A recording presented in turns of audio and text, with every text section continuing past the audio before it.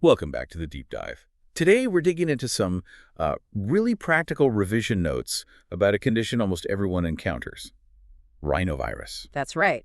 Our mission here is to break down the key info from this source material for you. Make it really high yield, easy to digest. Yep, covering the essentials, what it is, how you get it, symptoms, management, the works. Basically everything the notes cover. Yeah. We want this to be a fast track for you to grab that core knowledge. Okay, let's jump in. So, starting right at the top, according to these notes, Yeah. what exactly is rhinovirus? Well, what's interesting is how clearly the source defines it. They're RNA viruses, part of the Picornaviridae family. RNA virus. Okay. And crucially, the notes identify them as the #1 cause of upper respiratory tract infections, which, let's be honest, mostly means the common cold for us. The common cold. Yeah. Right. That makes sense why it feels universal. So if it's that common, how do the notes say it spreads? The material highlights the main ways: respiratory droplets, so Yeah. coughs, sneezes, and also direct contact, and touching contaminated surfaces too. It raises that obvious question. Why is it so incredibly widespread? Yeah, good point. And the notes offer a big part of the answer. There are over 150 known serotypes. Wow, over 150. That's a Yeah. lot. No wonder you can catch colds repeatedly. Exactly. That variety makes it tough to build lasting immunity to all of them. So who, based on this source, tends to get hit hardest by these infections? Well, anyone can get infected, obviously. But the notes do point out that infections can be more severe for young children, the elderly, and people with weakened immune systems. Makes sense. And also, your risk is higher in crowded places or just with increased exposure generally. Fits with how it spreads, It does. Okay, so it gets in, it spreads easily. Mhm. But how does the virus actually make us feel so rubbish? What's the mechanism described in the notes? This is where the source material is quite interesting, actually. The virus specifically goes for cells in your nasal passages and your upper airways. Right, up top. And the symptoms we feel, the stuffy nose, the sore throat, all that, it's largely the body's inflammatory response to that infection.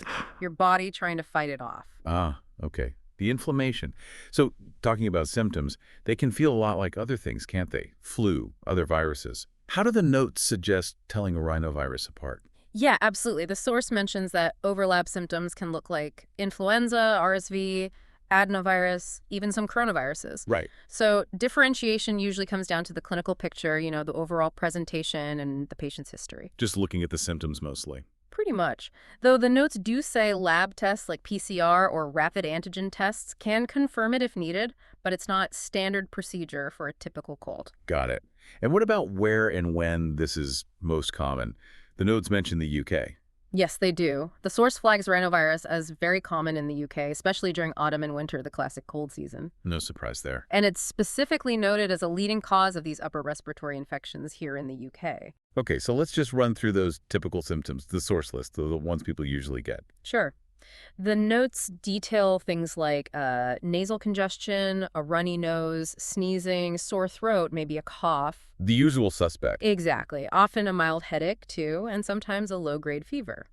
The good news is symptoms usually clear up within about a week. Usually just a week. For the main part, yeah. Though the cough and maybe some congestion might hang around a bit longer sometimes. Right. So if it's mainly identified by symptoms, are investigations like those tests you mentioned commonly performed? According to these notes, not really for typical cases. Diagnosis is primarily clinical, based on how things look and the history you give. So generally no tests needed. Routine testing for just a standard cold is pretty uncommon, yeah. Okay, so if testing isn't usual, how do the notes say you should manage a rhinovirus infection? What's the treatment approach?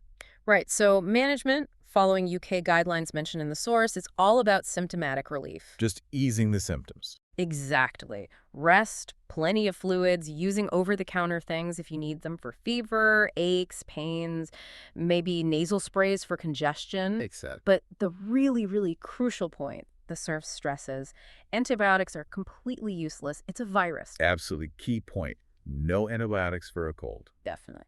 And wrapping up, what about the prognosis? What's the typical outcome? And does the source mention any potential complications?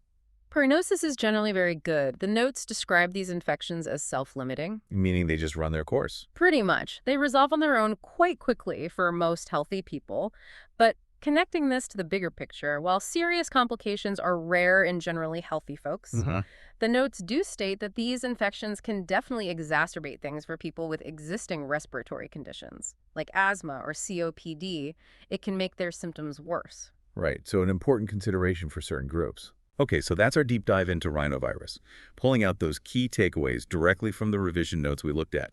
Definition, spread, symptoms, and importantly, that symptomatic management. hmm And understanding those core areas highlighted in the source really does give you a solid grounding.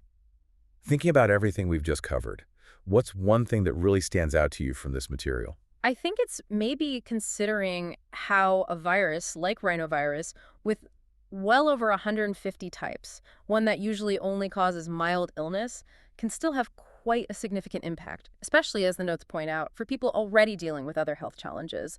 It's a reminder of that wider context. That's a really great point to end on, something important for you to think about. Thanks for joining us for this deep dive.